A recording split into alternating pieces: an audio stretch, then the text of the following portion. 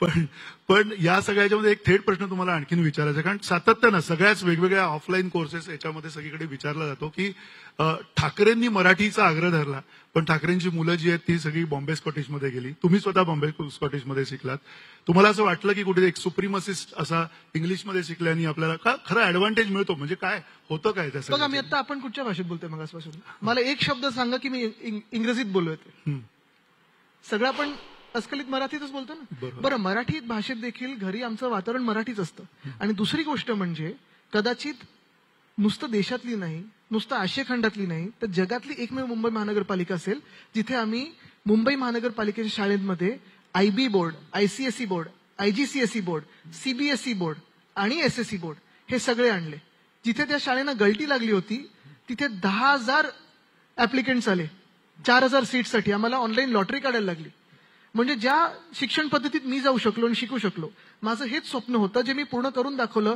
दुर्दैवाने आता हे लोक बंद पाडतात, ते मी पुन्हा एकदा सत्तेत येईन आणि ते करीन की सगळ्यात चांगल्या शिक्षण पद्धती ह्याचा चॉईस विद्यार्थ्यांना आणि पालकांना आपण मुंबई महानगरपालिकेच्या शाळेत मोफत दिला पाहिजे.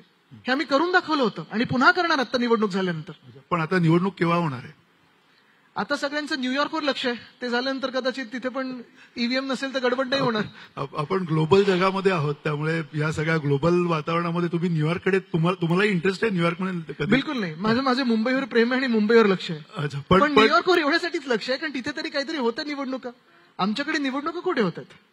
एवढं सत्ता प्राप्त करून देखील मुंबईत हिंमत नाही त्यांची निवडणुका करून घेण्याची. पण जर आता निवडणुका जाहीर झाल्याच, पण त्याच्या अगोदर असं बरंच म्हटलं जातं की हा मराठीचा मुद्दा आणि त्याच्यावरती होणारं राजकारण आणि स्वतः उद्धव ठाकरे, राज ठाकरे हे सुद्धा एकत्र येणार आहेत ह्याच मुद्द्यावर, मराठीच्या मुद्द्यावर. म्हणजे निवडणुकीचं सकाळपासून ऐकतोय.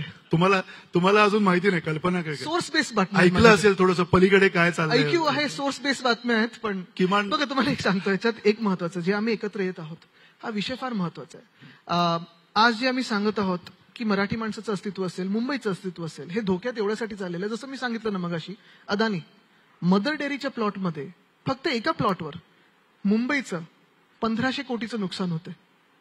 म्हणजे आता ते CAGनी आणि EDनी केस बंद केली ते 2G स्कॅमवर. 2 लाख कोटी जे काही आम्हाला सांगितलं होतं NDA मध्ये की 2 लाख कोटीचा घोटाळा झालाय, भ्रष्टाचार झालाय. CAGनी पण माफी मागितली आणि ED पण क्लोज झाली ती केस. बरोबर आहे. पण इथे तर सरळ सरळ दिसतंय की मुंबईचं 1,500 कोटीचं नुकसान एका जागेतून होतंय. दुसरीकडे तुम्ही धारावीचा जर प्लॉट बघितला, धारावीमध्ये 7,500 कोटीचं प्रीमियम अदानी समूहला माफ केलेलं आहे. तुम्ही मला सांगा ना, असं जर तुम्ही उद्या टॅक्स नाही भरला, आम्ही आज ठरवलं ह्या सगळ्या इथे खोलीत सगळ्यांनी बसलेत त्यांनी की आम्हाला टॅक्स भरायचंच नाहीये, सरकार आमच्या मागे हात धुवून नाही लागणार? मग जे आम्हाला मुंबईकर असून मिळत नाहीये ते अदानीला का मिळावं? त्या सवलती का मिळाव्या? पण ह्या सवलतींचा जो मुद्दा सुरू झाला, म्हणजे आपण त्याच्यात मागे जायला नको, कारण तुमचं ज्यावेळेला सरकार होतं त्यावेळेला सुद्धा मागे जाणं गरजेचं आहे, कारण आमचं तुमच्या सरकार सरकारच्या होतं. वेळेला त्यावेळेला काय बिलकुल तुम्हाला त्यावेळेला सांगतो, ह्याच्यात सांगणं गरजेचं आहे सगळ्यांना, कारण हे फार महत्वाचं आहे. भाजपकडून प्रचार सुरू होतो, नशीब आता ह्यांना नेहरूंना नाही खेचून आणलं ह्याच्यात, नाही तर नेहरूंनीच दिलं अदानीला असं पण म्हणतील. पण भाजपकडून एक अपप्रचार सुरू होतो की नाही हे उद्धव ठाकरेंच्याच सरकारने दिलं. उद्धव साहेबांचं जेव्हा महाविकास आघाडीचं सरकार होतं तेव्हा आम्ही एक पहिलं टेंडर रद्द केलं होतं, कारण त्याच्या मागे कोण होतं, काय होतं, काही स्पष्टता नव्हती. त्याच्यात जागा किती मिळणार धारावीकरांना वगैरे काही स्पष्टता नव्हती. नवीन टेंडर होत असताना हे तुम्हाला मी आत्ताही सांगतो आणि कुठेही पहिलेही बोललोय आणि नंतरही बोलायला तयार आहे, कदाचित अदानीला मिळू शकलं असतं, कदाचित कोणाला दुसऱ्यालाही मिळू शकलं असतं. कारण अदानी ह्या व्यक्तीला वैयक्तिक विरोध नाहीये. पण ज्या पद्धतीने आज महाराष्ट्र सरकार, भाजप अदानीला सगळं काही घशात घालून देते मुंबईत, तिथे आमचा विरोध आहे आणि तो असणार. ह्याचं कारण एक आहे, तुम्हाला काही ठराविक सवलती सांगतो, कारण हे टेंडर आमच्या वेळी बनत होतं, पण टेंडर पास कधी झालंय आणि टेंडरमध्ये जे काही घुसवले ते कधी घुसवले? ऑक्टोबर 2022. सरकार कोणाचं होतं? भाजपचं होतं, भाजपच्या मालकाचं होतं. आणि ह्याच्यात तुम्हाला सांगतो 4-5 ज्या भयानक गोष्टी आहेत.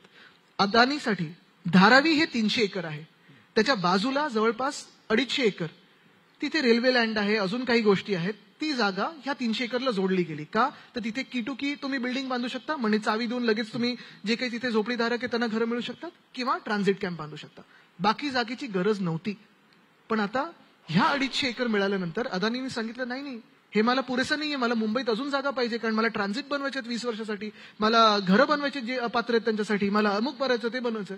मदर डेअरीचा प्लॉट, विक्रोळीतला प्लॉट, घाटकोपर मधला प्लॉट, मुलुंड मधला प्लॉट, अक्सा बीचचा प्लॉट. आणि गंमत म्हणजे जिथे ज्या जागेवर आम्ही मेट्रोची कारशेड नेत होतो, म्हणजे त्याच्यात साधारणपणे मुंबईचे 10,000 कोटी वाचले असते.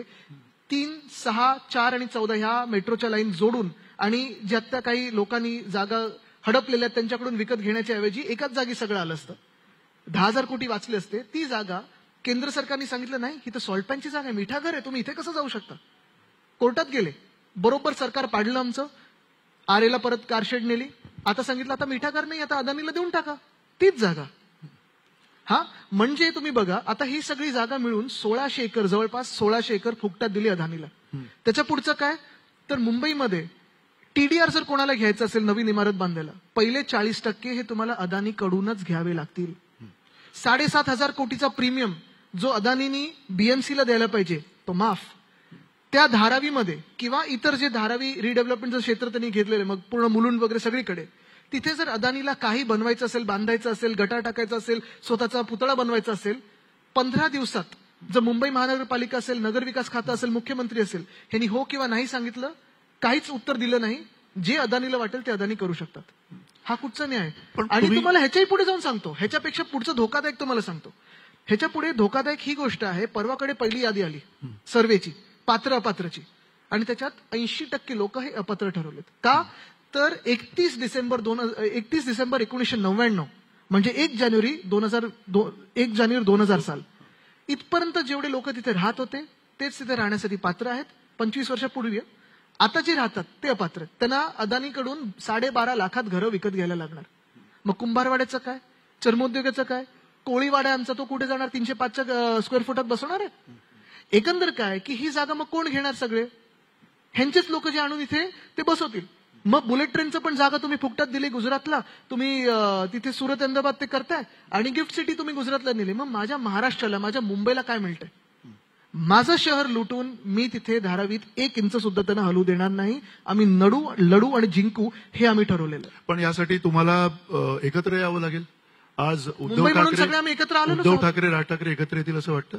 माझं तर म्हणणं आहे की शिवसेना, उद्धव बाळासाहेब ठाकरे पक्ष, मनसे आहे, इतर सगळ्या पक्षांनी देखील, भाजपमध्ये काही मुंबई प्रेमी असतील त्यांनी सोबत यावं. कारण आज मुंबई जर अदानी समूहाच्या गळ्यात घातली तर उद्या तुम्ही नगरसेवक बना, आमदार बना, खासदार बना, काय राहणार तुमच्या हातात ताकद. आणि एवढं सगळं कशासाठी फुकटात द्यायचं. बरं, दुसरं भाजप काय प्रचार सुरू करतं की नाही आता धारावीमध्ये बांगलादेशी वाढलेत. आले कुठून, घुसले कसे, सरकार कोणाचे गेले 11 वर्ष, आणि असतील तर जसं ट्रम्पनी तिथून परत पाठवले ना, हिम्मत करा आणि पाठवा तिथे परत. म्हणजे वाटेल तो प्रचार करायचा, पण मालकाच्या घशात जमीन घालायची. हे जे भाजपचं आहे ना, हे धोरण मान्य नाही. Mumbai is not negotiable.